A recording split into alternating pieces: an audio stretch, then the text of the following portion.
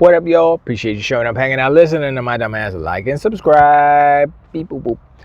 So, I usually don't do a weekend video. So I usually just chill, marinate. But this Nintendo stuff has gotten a little crazy, right? So I haven't looked into the tariff stuff. I heard some stuff, but maybe we'll talk about it next week.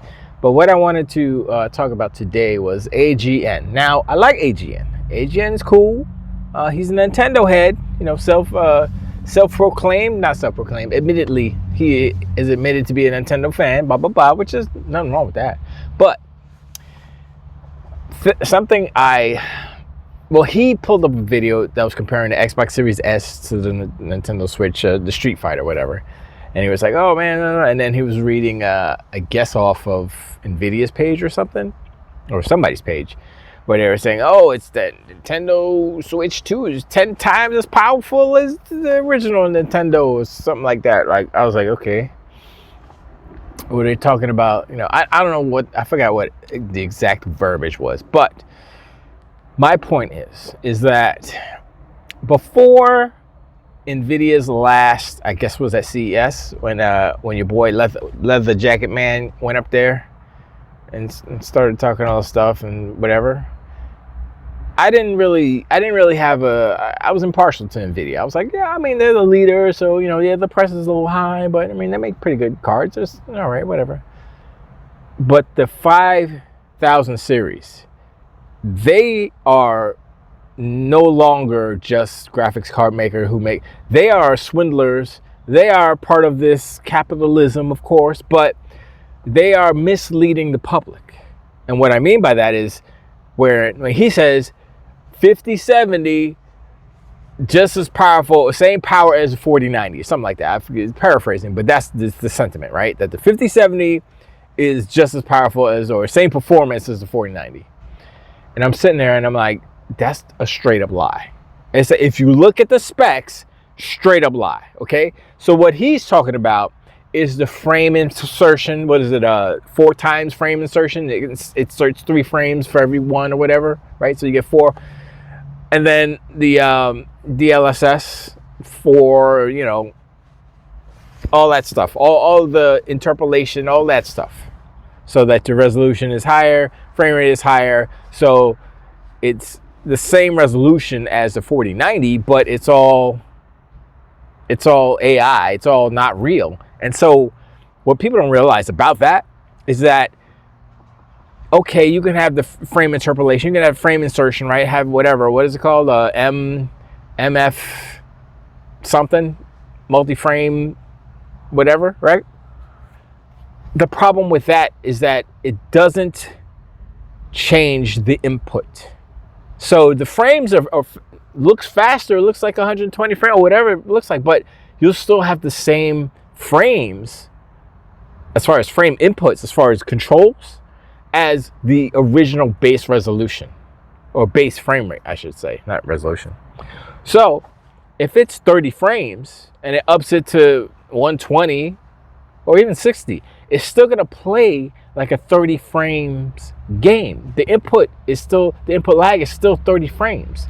See, the whole purpose for higher frames is that you have faster input. The input is twice as fast because that's with, you know, raw, like, you know, frame. This is the original frames, no frame interpolation. You get 60 frames. That's what the input is.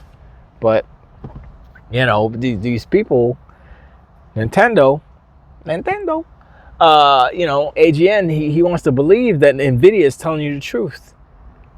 Do you believe that the Switch can do 4K 120 frames? Or was it 4K 60? No, did it say 4K 120? I say 4K 60, 1080p 120. Possible, but they're using DLSS, they're using frame insertion, all this stuff, right? Then that is a lie. Just like the 5070 is a 4090. It's a lie. They lied in that presentation, and they're lying now to Switch players. Is there a purpose why they haven't given us the actual chip specs for the NS2, for the Nintendo Switch 2? I haven't heard Digital Foundry say, oh, it's this chipset at this speed, and this is the power equivalent to They haven't said any of that, right? They haven't given that information, right? Why? Because Nvidia doesn't want you to know how slow the chip is. They're just pretending on these magical, these AI upscalers and such, to make it seem like it's more than it is. Listen, for casuals, they don't care. But if you're sitting here trying to do a video saying, yo, it's better than this and better than that, it's not. Because it's not doing the same thing. It's smoke and mirrors.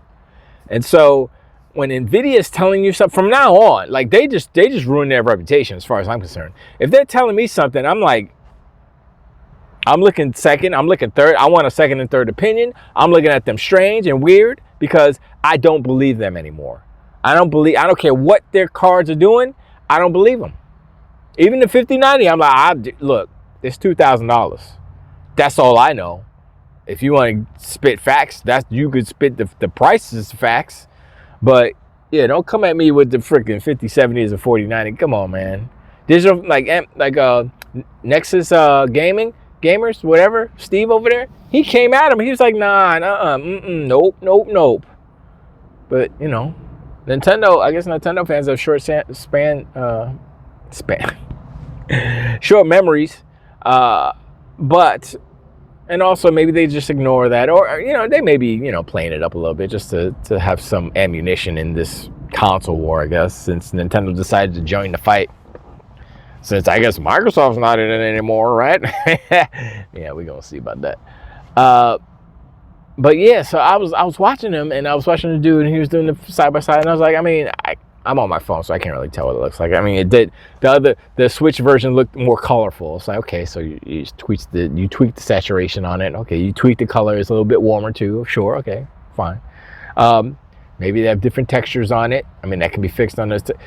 It's hard for me to believe that the Series S is less powerful than the Nintendo Switch 2.